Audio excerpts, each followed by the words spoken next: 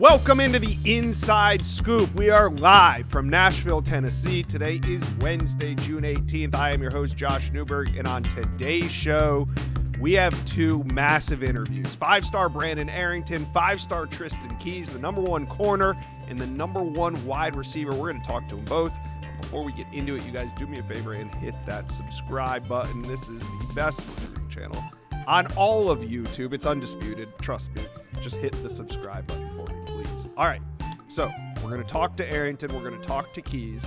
We're also going to talk Alabama recruiting. They had a massive flip yesterday. We'll talk with Tim Watts.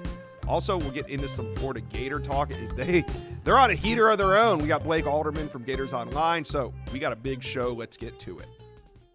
Five-star recruits are out here making some noise. It's visit season, and we are joined by five-star number one wide receiver Tristan Keys, committed to LSU. But we got to address, I don't know if this is controversy or not, but you had to clap back at a Bama fan page because your Alabama visit, which was supposed to happen today, got called off. All right. And this Bama fan page is blaming you, saying it's all because of NIL, but you corrected him. So what happened with this midweek Alabama visit? Why is it off? It was supposed to be a go. I had my bags packed and everything, but someone made a comment, and I was trying to keep it very mature. Keep it very professional. So I just said what I said in a very professional way, respectfully. You feel me? So it's okay now. I had received a call late night, like right after training, and it was like a no-go, and so I was like, all right, I had to bear with it because I was prepared, but. So is the Bama schedule just done, or is it going to be rescheduled? Was this a cancellation or a rescheduling? I guess. Yeah, they wanted to reschedule it or to during the season. Yeah, so it was like one of those. Okay. All right. And no disrespect to Bama, but yeah. Yeah. No disrespect to Bama. You're still going to be there at some point, just not this weekend. Or yeah, I want to hear that. Yeah. Okay. Let's rewind. You committed to LSU on March 19th in a tweet from Hayes Fawcett. We had you on this show a couple months before. Yeah. I thought maybe you were going to commit on this channel. I thought you were going to have a huge commitment planned, a big ceremony, but you just kind of did it. If I recall, it was also on a Tuesday night. I mean, why did you commit to LSU the way that you did? I went down there. I've been to LSU quite a few times since my freshman year, built a relationship with our coaching staff.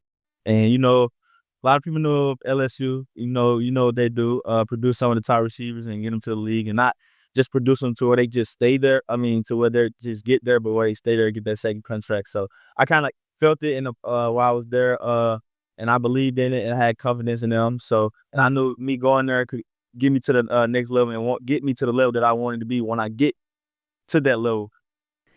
But it seemed kind of surprising. Did you not want to do it in front of hundreds of people at your school? Did you not want to have a ceremony? Why did you just do it on a Tuesday night?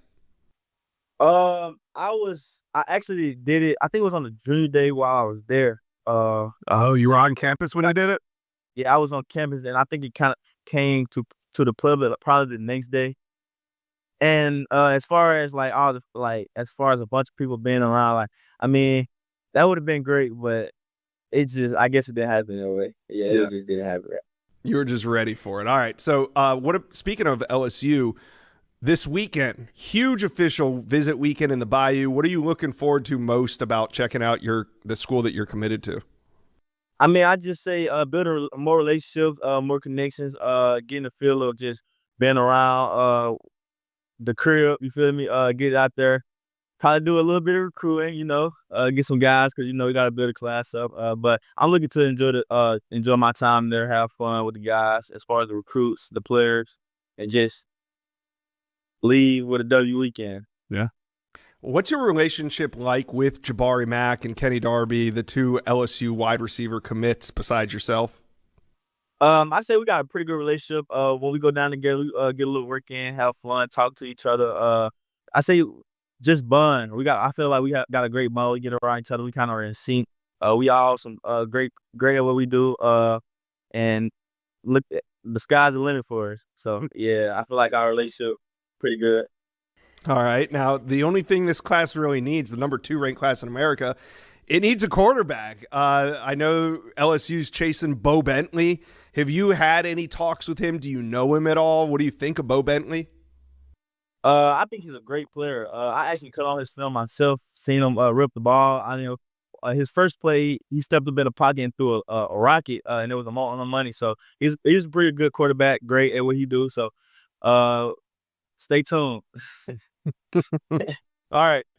I saw the videos of you at Tennessee on the visit. Looked like you were having a great time in the locker room with the jersey on and everything. We'll play the video here, but Tennessee, did you have a good time there? Yeah, I'll say I did. I had a pretty good time, yes, sir. What was it about Tennessee? Why did you want to make it back to Knoxville? I had built I want to say my 10th grade year, I built a great relationship with the coaches as far as Coach Heupel, Coach Pope, and as far as the student assistants and the OC, I built a pretty good relationship. And as far as like the players there, so I built a pretty good relationship. And they wanted me to get out there, come out there, have fun. And I had it set, I want to say like earlier this year, years ago. So I was like, we're gonna go have a little fun. Yeah, that's pretty much what it was, honestly. Yeah, and you've been to Miami, you've been to A&M, you've been to Tennessee as well. You'll be at LSU this weekend. What is it about the official visits for you? Like, are you trying to figure out if LSU's the right spot? Are you trying to figure out if there's something better than LSU? Or are you just trying to be respectful and go take these visits because you told those staffs that you would? How do you approach these official visits?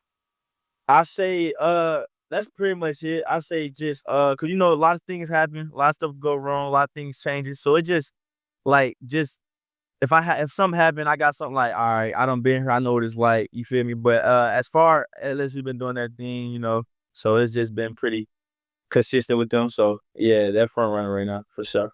Okay. I want to ask this question about the photo shoots. This isn't necessarily about you. I always think this when I see it, though. So do you ever get worried that when you get dressed up in all this Tennessee gear from head to toe, that this is going to be troll material down the road for fans? Like, if you end up playing at LSU and you have these photos floating around of you in Tennessee gear, like, do you ever worry that down the road those are going to come back to get you? I say not really. I feel like, nah, I don't think so. I don't really worry about that. I mean, and if it does, I mean, it just happened. I'm gonna keep on moving on because that's what you gotta do with life, man. All right. So, do these visits make you feel better about your commitment to LSU? Somewhat, yeah.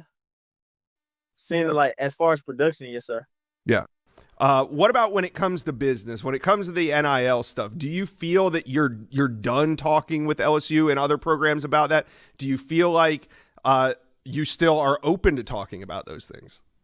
I say most of it is like when it comes to those type of talks, I'm in the office most of the time when those talks, but as far as negotiation, I'm not really, feel me, there, and like I don't really talk about that. I kind of let my peoples do that. But other than that, I say those talks, I feel like they're pretty established. I feel like we don't have those talks and stuff like that. But as far as NIL, that's an important factor.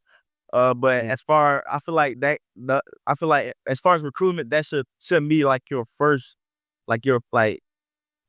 I feel like you shouldn't go after that first. I feel like first is development, then so on and so on. But I feel like I'll be taken care of wherever I go, honestly.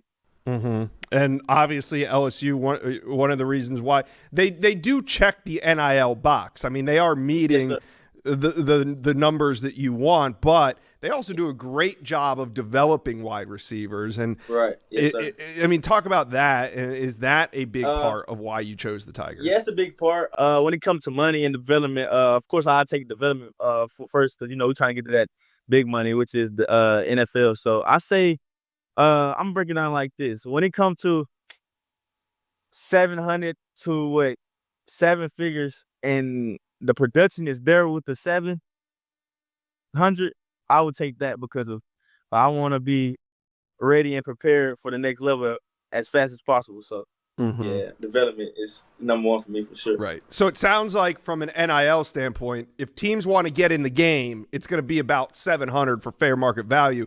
But if everybody's offering 700, you're going to go to the place with the best development.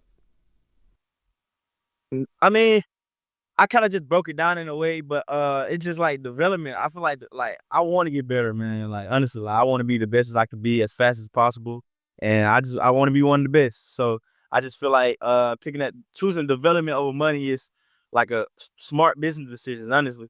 Yeah, because in the end, it's going to get you more than what this initial NIL. You get on the field, make plays, more opportunities come. I feel like. Mm-hmm. All right. Speaking of opportunities, what is it about Brian Kelly's offense? I mean, he's always recruiting these great offensive playmakers. How does he do it? Have you had a chance to sit down with him one-on-one yet? Yes, sir. And I talked to Coach Sloan because that's what I really talk about when it comes to the offense, the offensive coordinator. And I mean, they've been producing some of the top receivers for a minute, and the offense, like getting better from time to time. Like you gonna get better. And they put you on the field for a reason. Like you ain't just out there for no reason. So just playing that offense, you know what you're doing, and you understand the offense and the defense and on what you're looking at. I feel like you'll succeed out of the offense because it's a great offense. And yeah, they can sling at the ball for sure. All right, who's on the visit with you this weekend? You bringing the whole crew with you? You bringing the agent with you too, or who's coming with you? Me, mom, little bro, little sis, and stepdad. All right. Well, you have fun in the bayou. It sounds like it's going to be a great weekend. Like you said, Go relax, but also do a little recruiting while you're down there too. Yeah. All right. Tristan Keys, #1 wide receiver in America. Thanks for stopping by the Inside Scoop. Yes, sir. You know, on yesterday's show, I regret that we did not get to talk Alabama recruiting. Tim Watts was going to come on the show. We just weren't able to do it. I really wanted to check in and see how that 5-star visit with Brandon Arrington went. So instead, let's just bring in Brandon Arrington. Here he is, the 5-star corner out of California. And Brandon, right before you came on the show, you put out on Twitter, you got big news coming soon. What is the big news?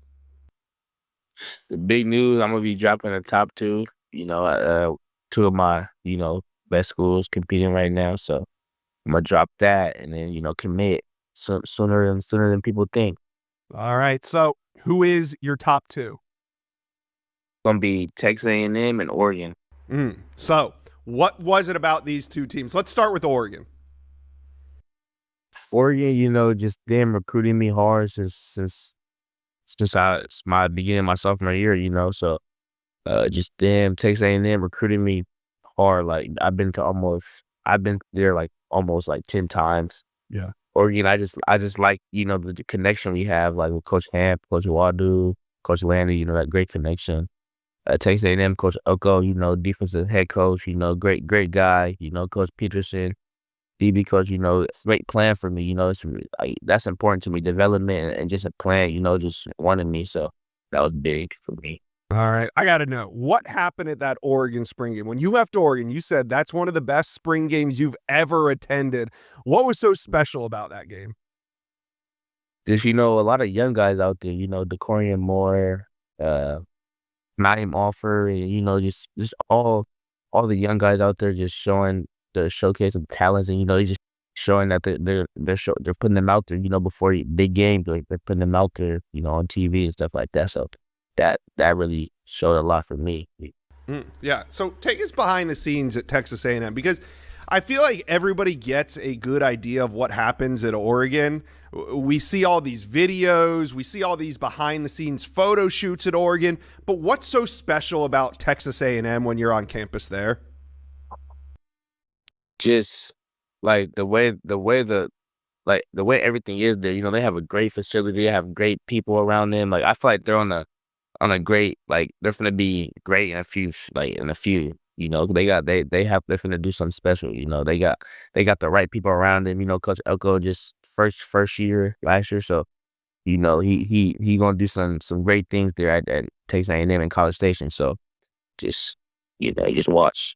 Yeah, definitely. The Aggies have been cooking, especially when it comes to recruiting early on in this Mike this Elko era. So take me back to when you decided on this top two of Texas A&M and Oregon. Who was it? It had to have been hard to say no to USC. What happened with the Trojans? You see what's going on with them right now. They got a lot of corners and stuff like that. So that's really much it. Like, it's not really much you can really say about that. They got a lot of corners. So man, just a depth chart issue. All right. Now Alabama also has that Cali connection. You're just coming off of that Alabama trip. How was that visit, first of all, hanging out with all of those California prospects? it was great, honestly. Like, I felt the love there and stuff like that. I felt everything there. Like, it was great. Just that connection with the Cali DBs. It just felt like I was in Cali because there's so much Cali people there, around me. So I just felt like I was back in California. Kind of felt like home a little bit. Mm-hmm. All right. And but Alabama, was it too far? Was the location? Why did they not make your list? I wouldn't say the location's too far. Just, I just felt like Oregon and Texas A&M just did a better job recruiting me and just had a better fit for me, better plan, and just better things for me, honestly. Mm-hmm. All right. Well, we all know football matters, but what else matters to you when making this big decision? Development, just having a connection with the coach. Like, I don't want to get coached by a coach I don't have a connection with. Like me and Coach JP, Coach Ham, Coach Walter, like those guys. Like, I have a great connection with them. So it's just it feels great every time I go out of town. Like, I could see myself there. Somebody guiding me in the right direction when I get to college and just doing the right things, help me get developed to where I want to be. The NFL. So. Mm-hmm. Well, we also know NIL is a factor. Do you like talking NIL numbers when you're on these visits, or how much do you get into that? I mean, I don't talk about that at all. I just want to go there and play ball. Honestly, I don't care about the money, nothing like that. I don't care about anything. I just want to, achieve my dream and my goal that I've been dreaming about since I was a kid. I promised my grandpa had passed. I was gonna do it for him and stuff like that. So that stuff is important to me. That's all. That's all I'm really thinking about. Who on your family do you lean on in times like these when you're about to make a decision? Is there somebody that you talk to more than the others? I could probably say my big brother, my dad, and my mom. Like, I could tell them anything, honestly. Like, even some friends around me. Like, I could tell them anything. They're not gonna say much, they're gonna respect the decision. So that's important. Yeah. Speaking of decision, we tentatively had you down for July 5th. I think we're gonna do it right here on the On3 Recruits channel. Do you think that you could make a decision before July 5th?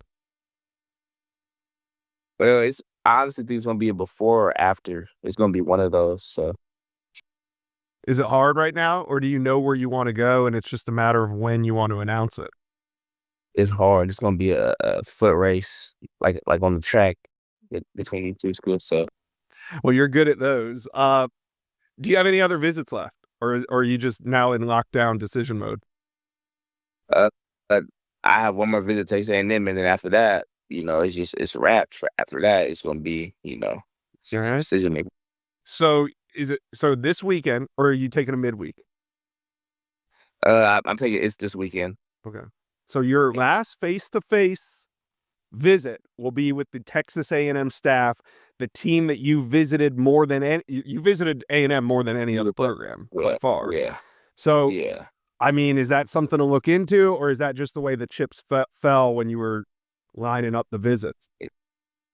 Hey, look, I can't really say much, but we gonna see how the visit go. Yeah. Yeah. How much is track going to factor into this decision? I mean, track would be a big fact, but my main focus is football right now. So All right. that's my main focus. So When this is the last question. When Brandon Arrington commits to a program, are you going to be seen on other team sidelines during the season, or are you going to be a vocal recruiter for whichever program you commit to? I'm gonna be committed to that school, but you never know if the school start coming at me, crazy. Yeah, I don't know, but for a while, I'm probably gonna be committed, stay committed to the school. I'm not. All right. Well, it sounds like you got a tough decision. I mean, are you nervous about this, or is this like an exciting time? Yeah, I'm nervous, but it's exciting because I'm like one of the first person in my family to really like go this far. So it's really just a special moment.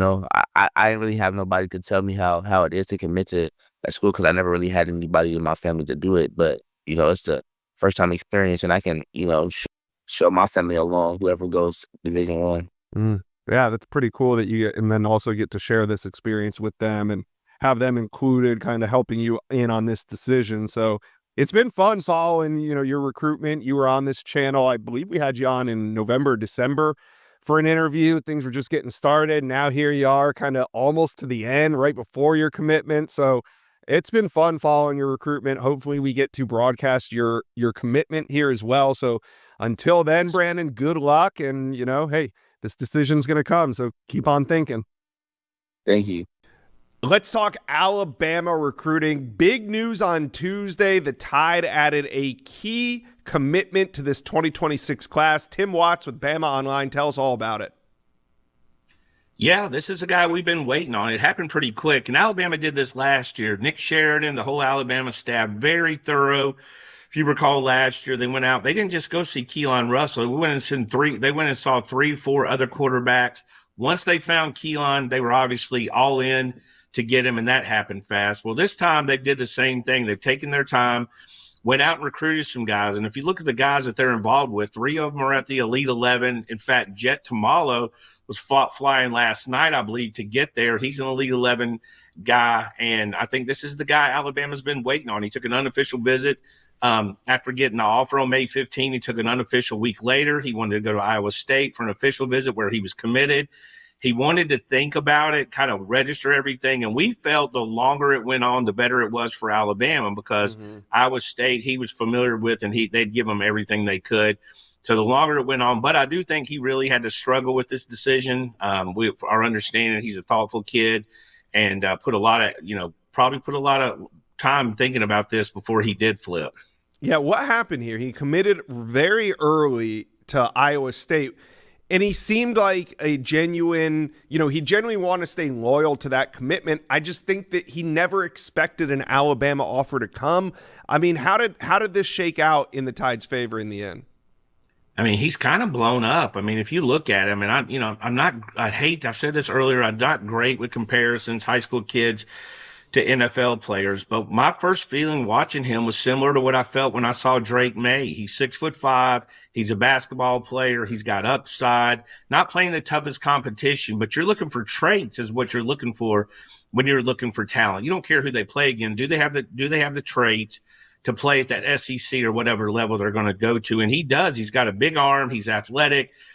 He's a good basketball player. His highlights are really good, and that exhibits what kind of athlete he is. But there's a lot to like about him. I was a huge Drake May fan, even after he's flipped to Alabama when Alabama got Bryce Young. But he's got that same traits. And also, I like the fact you knew the guy coming in following Keelan had to be a little bit brave, right? Some people had him the number 1 quarterback in the country. He's a big name, Elite 11 winner, so they know who he is. So you got to like the fact that someone's willing to compete with that. Yeah, I like it. He's a gamer. He's a playmaker on the field, and you can tell this was a tough decision for him off the field. But in the end, he chooses Alabama. Big flip for the Tide. So do they need another quarterback in this class, Tim? I think ideally you want one. You never know. Right now they have 3 on campus. You lose, just throwing out scenarios. Ty Simpson has a great year, goes pro. One of the other 2 transfer. You're at 1. I mean, obviously you want to plan for the worst case scenario. So you bring in 2, that leaves you with 3. That's a lot of speculation, but I think you want to. The question is, can you? I mean, these guys are no longer just a steak in a dorm room and a handshake. I mean, everybody's now costing you money and NIL deals. But if you get the guys for the right price that falls in your parameters of your budget, maybe. They got a Hawaiian kid, Tatum Kawa's coming in again, scheduled to come in this weekend for an unofficial visit and to work out. Maybe it could be an official, but I think that's still in flux. So they've got guys they're looking at, but, oftentimes at the quarterback position, one will scare off another one. All right. Well, with the commitment of Jet Tamala, Alabama now sitting with the number 10 ranked class in America, but Tim, There's plenty of firepower left out on the board. And honestly, if the trends keep trending the way that they are, I honestly think that Alabama could compete for the number one class in America. But I definitely think top 5, top 3 is very reasonable. Do you see a path to a top 3, top 5 class? When you're talking about quality, and because I think the quantity is going to go down with the limits on money, and you want to save money for the portal and all that kind of stuff. I mean, USC's got 29 commitments. They're going to be really hard to beat if you look at them collectively. But yeah, I mean, Alabama has 3 5-star in-state prospects coming in for official visits this weekend, guys. They've talked about it's the last weekend before the dead period. They've got other 5 stars.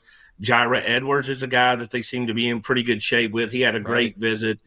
Still plenty of – they've taken the class slow, which is kind of frustrating, I think, for fans.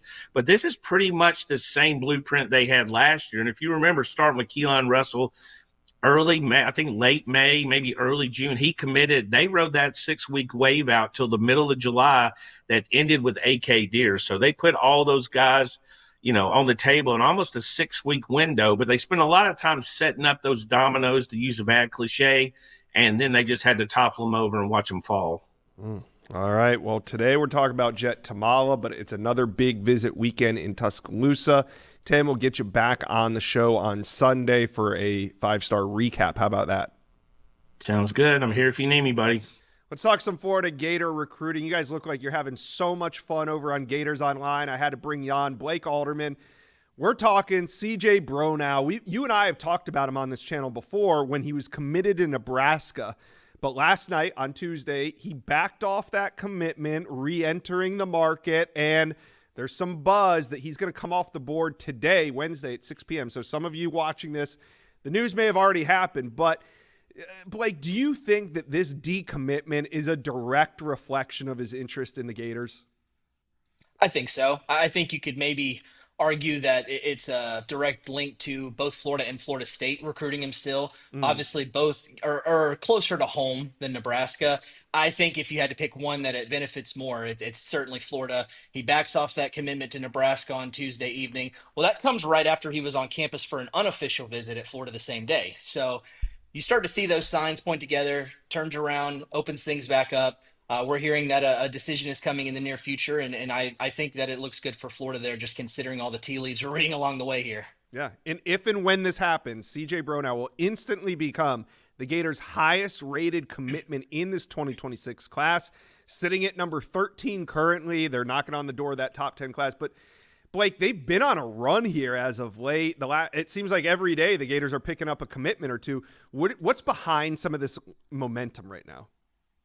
I think it's just your typical summer run. We've seen it with Billy Napier over the years. Sure. If it's not a June run, it's an early July run. When those, I guess, like the targets start to fall off the board there, Florida usually seems to go on a run. Last year was a little different just because they were dealing with that sort of dark cloud of will Billy Napier be there at Florida.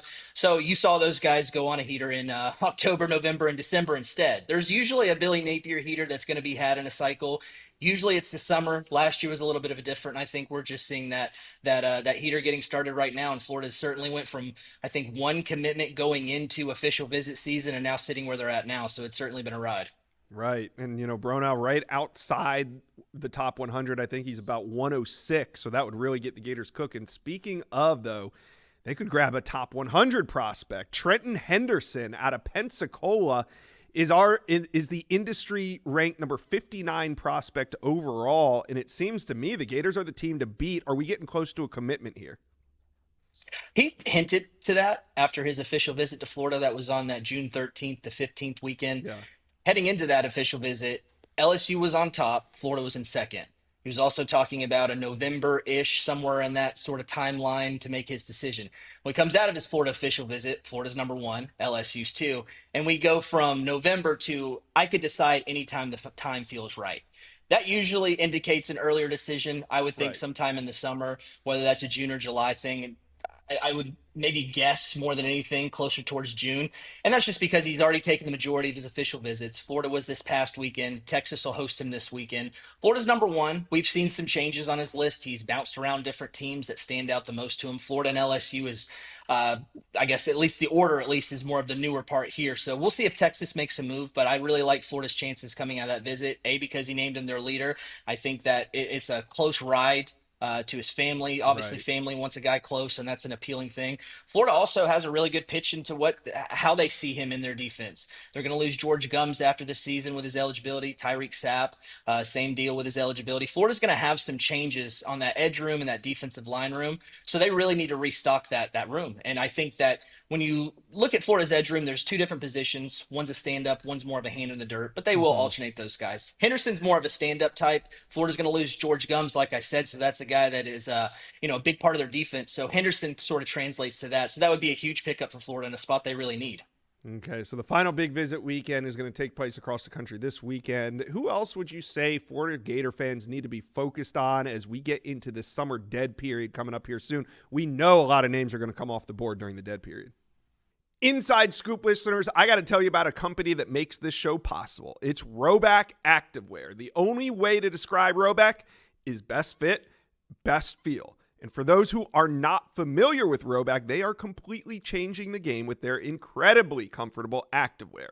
Rhoback has released so many items within their new licensed game day collection, and it's our favorite. With novel polo designs, clean hoodie, and quarter zip designs from some of your favorite schools, it's definitely worth checking out. Nobody else in the market is pairing these level of custom designs with this quality of activewear. Rhoback's everyday shorts or their Delta Performance pants are the perfect pairing as well. They are both super comfortable. They have an elastic waistband and a great fabric that is made to have the appearance of a nice short look, but the comfort for everyday movement. Rhoback also has been proudly leading the NIL charge, having signed partnerships with multiple college football stars, past and present, and are becoming the go-to brand for college athletes across the country. So use code JOSH on Rhoback.com for a generous 20% off all new custom orders through the end of this week. Let's spell it out for you. RHOBACK.com. That's 20% off all performance polos, shorts, and more with promo code JOSH. Yeah, and I think that this weekend, Florida is not doing your last OV weekend. They're going to have some 27 guys in campus this weekend. They're going to have their annual Friday Night Lights camp, which is more of like a 7-on-7 type deal now for Florida. The cookout is going to be more geared towards those 27 guys, kind of getting a head start there. But Florida, away from that in the 26 class, after this past weekend, Florida hosted Valdon Sohn, the 4-star defensive lineman, on a campus for an official visit. That was a Monday-Tuesday visit, and that was something that was sort of different because our expectation was that Florida was done with official visits after this past weekend, and they weren't even planning to do any midweek official visits. So made an exception for Valdon Sohn, and that's more than likely due to he was supposed to officially visit last weekend. Ended up going to Nebraska. Florida really wanted to get a visit in with him, so that was their way of getting him in there. And I think as far as looking at the commitments coming up, 4-star defensive lineman Vodney Cleveland, he's going to make his decision on June 21st. Texas has the buzz there with him, but Florida has been a team of note in there with him. He's named him his leader off and on, but Texas seems like the one to watch there. 3-star interior offensive lineman Desmond Green out of South Carolina. He's going to make his commitment on June 26th. Florida and Georgia seem to be battling there. Florida's got some buzz in their corner with him. And then I think another guy, depending on any commitment dates that pop up, I think the next one to keep an eye on is July 1st. That's 4-star corner CJ Hester out of Cocoa. It's a guy that Florida's loved a lot. And if they can get CJ Bronaugh on board today, they really would love to pair him with CJ Hester. So that would be a really good haul for Florida at corner. All right. And for more UF recruiting buzz, go check out GatorsOnline.com.